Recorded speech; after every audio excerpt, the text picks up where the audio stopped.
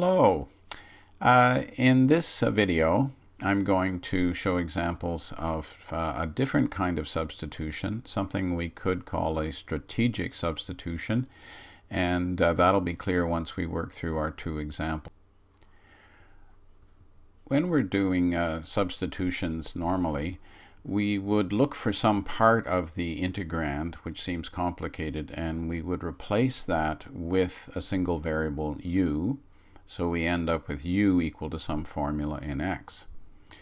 We can use a substitution in the other direction. We can say that perhaps x is equal to some formula in a variable u, and then we would have dx replaced with g prime u, the derivative of g du. Now this sometimes gives us a simplification of our integral, and I want to illustrate that with a couple of examples.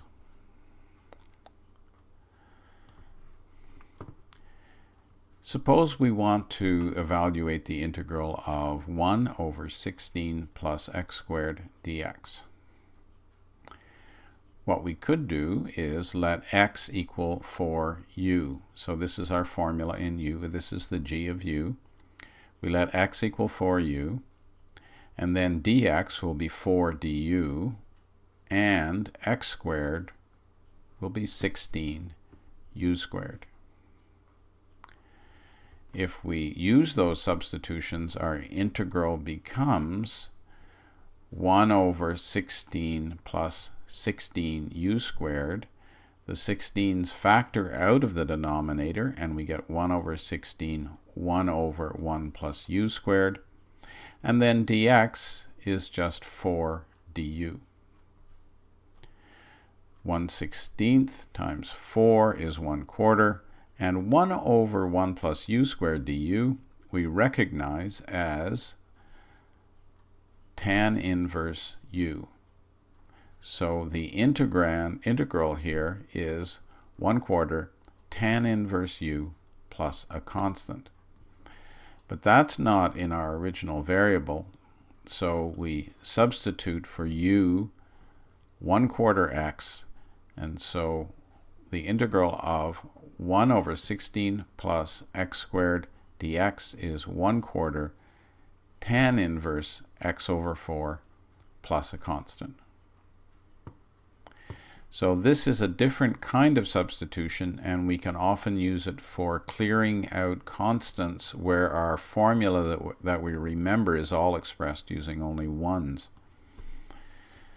Let me just illustrate this with a second example. Suppose we want the integral of 1 over the square root of 9 minus x squared dx.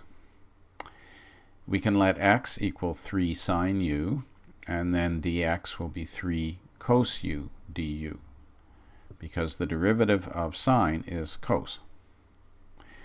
And then if we want to relate u back to x, we can write u equal inverse sine of x over 3. So that's what the inverse sine is. It is the number which has its sign equal to the left side, which is x over 3.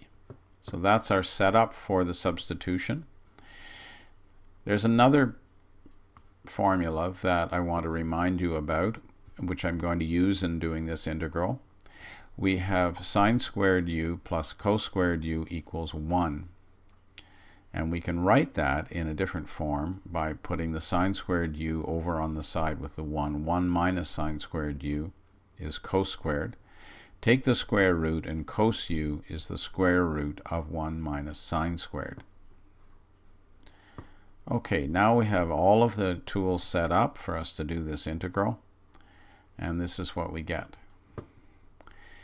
The integral of 1 over 9 minus x squared dx is equal to, well, the dx is 3 cos u du, so I get 3 cos u du, and down in the denominator we get the square root of 9 minus x squared, but x squared is 9 sine squared, so 9 minus 9 sine squared u.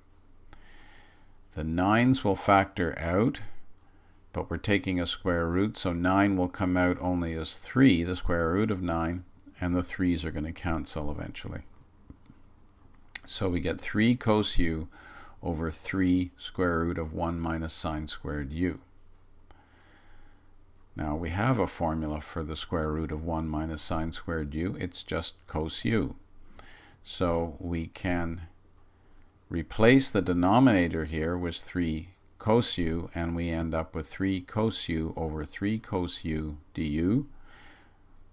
That's just a very fancy way of writing the number 1. So we replace it with 1. We get 1 du, the integral of 1 du. The integral of 1 is just u plus a constant, and u is sine inverse x over 3. So we get sine inverse x over 3.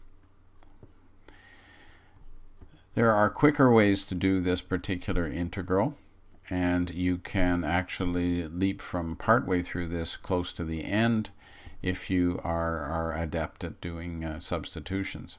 But I wanted to illustrate several points here. I wanted to remind you about doing a trigonometric substitution. I wanted to remind you about the inverse sine function, how it's defined.